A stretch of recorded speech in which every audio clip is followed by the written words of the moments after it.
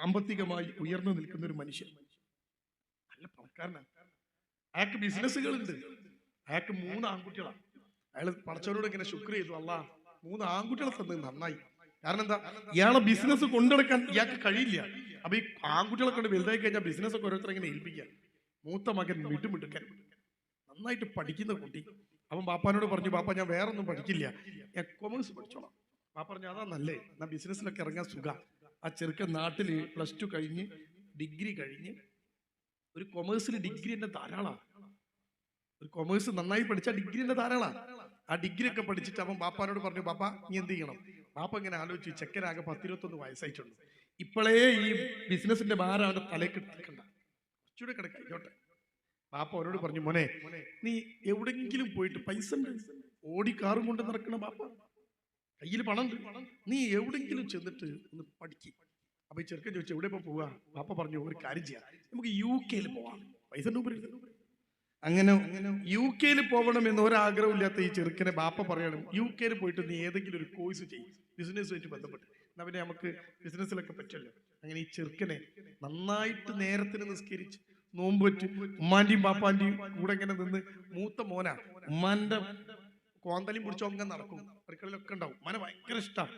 ഉമ്മ കരഞ്ഞ ഓൻ ആകെ ടെൻഷനാവും, ഉമ്മ ചിരിച്ച ഓൻ സന്തോഷിക്കും. 21 വയസ്സുള്ള ഒരു ചെക്കനെ കുറിച്ചാണ് ഞാൻ പറയുന്നത്. നല്ല മോന്, എല്ലാ സൗകര്യം വീട്ടിലുണ്ട്, ചെക്കൻ നല്ല കുട്ടിയിട്ട് വളരുക. ഈ ബാപ്പ പറയാ നീ പോയിട്ട് UK ചെന്നിട്ട് ബിസിനസിന്റെ ഒരു കോഴ്സ് പഠിക്കും. ആ ചെറുക്കനെ ബാപ്പ UK പറഞ്ഞേക്കുക.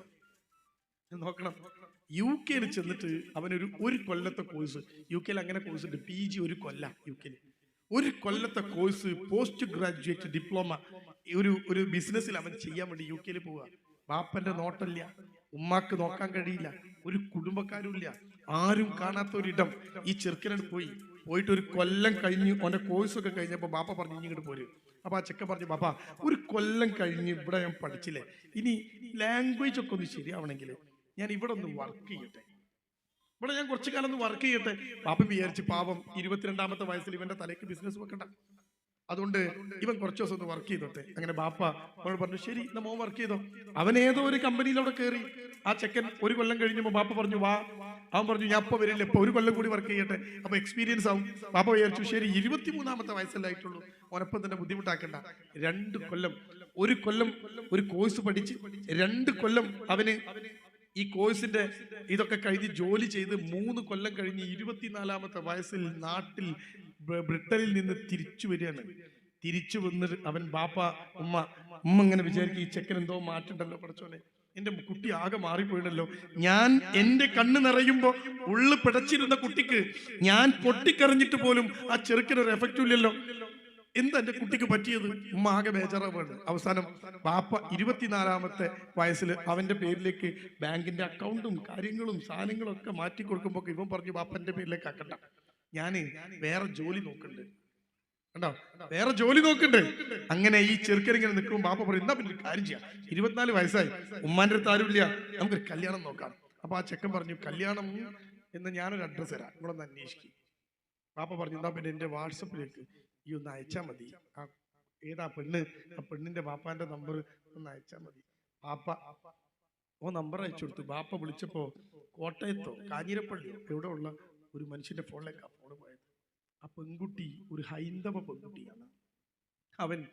ഈ പെൺകുട്ടിന്റെ കൂടെയാണ് ബ്രിട്ടനിൽ അവൻ 2 കൊല്ലം ജീവിച്ചത്. ഓരെല്ലാം കഴിഞ്ഞതാ. ആ കുട്ടി ഇവനെ കല്യാണം കഴിക്കണമെന്ന് ആവശ്യപ്പെട്ടാണ്. ആ പെൺകുട്ടി ഇപ്പൊ ജോലി ചെയ്യുന്നത് കാനഡയിലാണ്.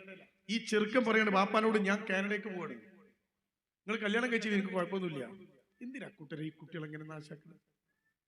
ഞാനത് അങ്ങോട്ട് പറഞ്ഞത്, പഠിപ്പിക്കുക എന്നത് ഒരു ഉദ്ദേശങ്ങൾ, പല ഉദ്ദേശങ്ങളിൽ ഒന്നാണ്. പ്രധാനപ്പെട്ട ഉദ്ദേശം എന്താ? കാലഘട്ടത്തിന്റെ മാറ്റങ്ങളെ തിരിച്ചറിഞ്ഞുകൊണ്ട് നിങ്ങളെ കുട്ടി, നിങ്ങളെ മോള്, നിങ്ങളെ മോനും മോളും ദീനിയായ അറ്റ്മോസ്ഫിയർ ഉണ്ടോ, തെറ്റിപ്പോയില്ല നിങ്ങൾക്ക് ഉറപ്പുണ്ടോ, നിങ്ങൾ വിട്ടോ പ്രശ്നമില്ല.